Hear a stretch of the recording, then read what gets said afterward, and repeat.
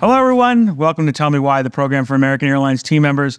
It looks at the why behind the news, information, all that is going on here at American Airlines. My name is Ron DeFeo. I work in the Global Engagement Group. And today, great guest, Jill Blickstein, Chief Sustainability Officer. How are you? I'm great. Happy to be here. Thanks. How are you? I'm doing great. And we've had a lot of people write in and say, hey, can we talk about sustainability? So glad you're here. Bunch to cover. But before we get going, just tell us a little bit about your background. How did you even get into the sustainability space? Well, I started out with a career in public policy working in D.C. And then one day my boss at a prior job asked me if I wanted to move to New York and do corporate social responsibility. And so I did that a while ago.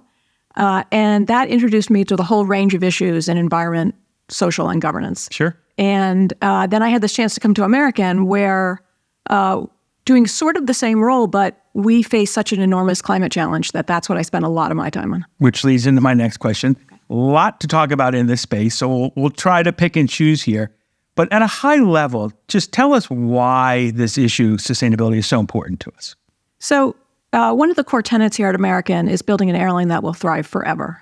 And sustainability is right at the heart of that. We face an enormous climate challenge. We burn a lot of jet fuel, and we have a lot of emissions. And we have set a goal to hit net zero by 2050 in line with the Paris Agreement.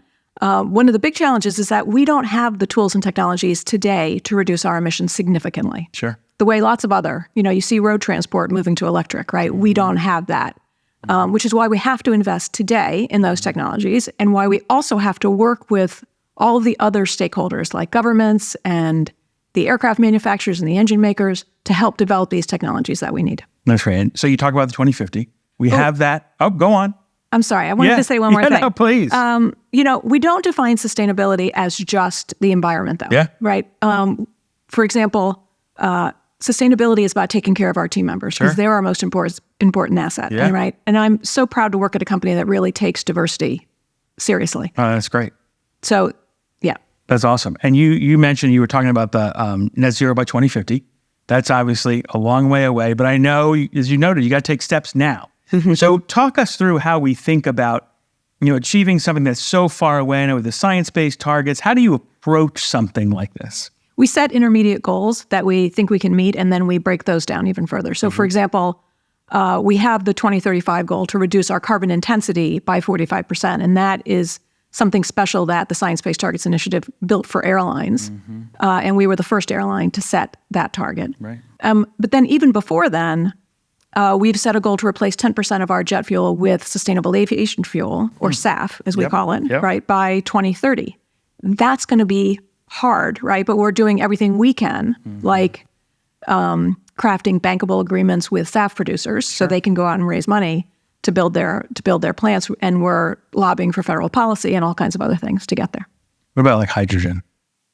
Very excited about our investments in hydrogen. So we've invested in two companies, Universal Hydrogen and Zeravia, who are working to both retrofit smaller regional planes, in the first instance, I think, with hydrogen propulsion, with a fuel cell.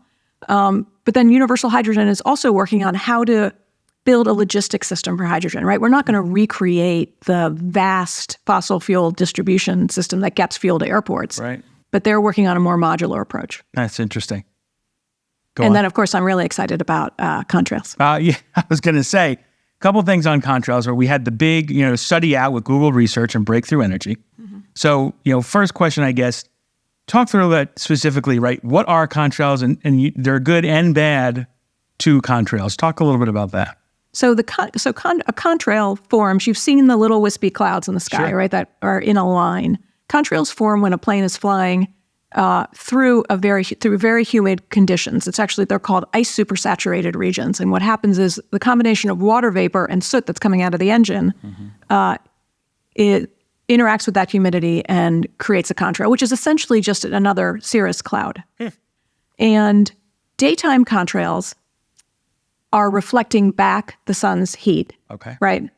But nighttime contrails are trapping the Earth's heat in our atmosphere. And there is an emerging scientific consensus that those nighttime contrails are vastly more warming to the planet than the daytime contrails are cooling, or even if those daytime contrails are even maybe just a little tiny bit cooling, or maybe not at all. So contrails tend to be very thin and wide, And they're most warming when they persist at night. But the fact that they're thin and wide means that an aircraft could descend a little, like 2,000 to 4,000 feet, right? And avoid creating that contrail potentially. And that's what Google and Breakthrough came to us to talk about. They wanted us to help them by testing their models. So talk a little bit about kind of the study, what went into it, kind of some things that we found and what this could mean for the industry. They came to me or to us, to American, and I actually went around, I got very excited about it because it's very rare for us to have, I said before that we don't have the tools to reduce our emissions today, but it's very rare for someone to come and say, here's something that maybe you could help create. You could help lead the way on this. For sure. And so I went around and I thought to myself, oh, no one's ever going to let me do this, right?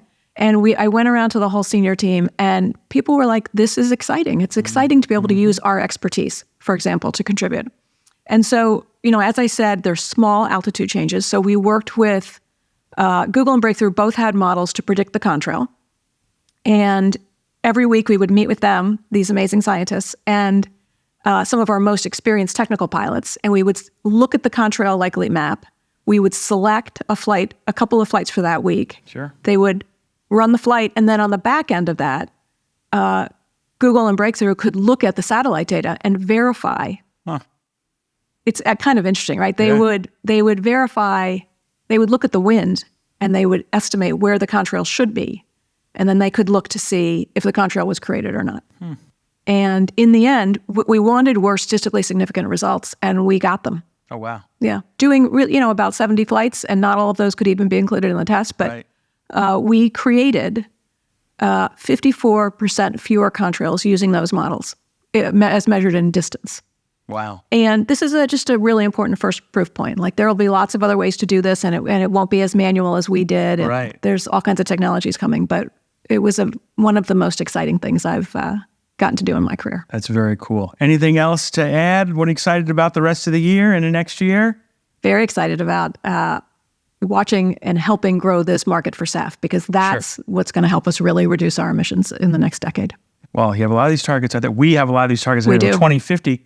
I mean, that's like 25, 27 years of content. We can have you back on every year, every month. I hope you do. To talk about that. So that is absolutely fabulous. Well, thank you for being here. I know our team members have been asking about this topic, so thank you for answering some of those questions that have come in. Tell me why lives on JetNet. You know where we are. If you have things you want to hear about, learn about, know about, like sustainability, drop us a line. We'll be sure to get you a guest on here to answer those questions. Thanks again. See you on the next episode of Tell Me Why.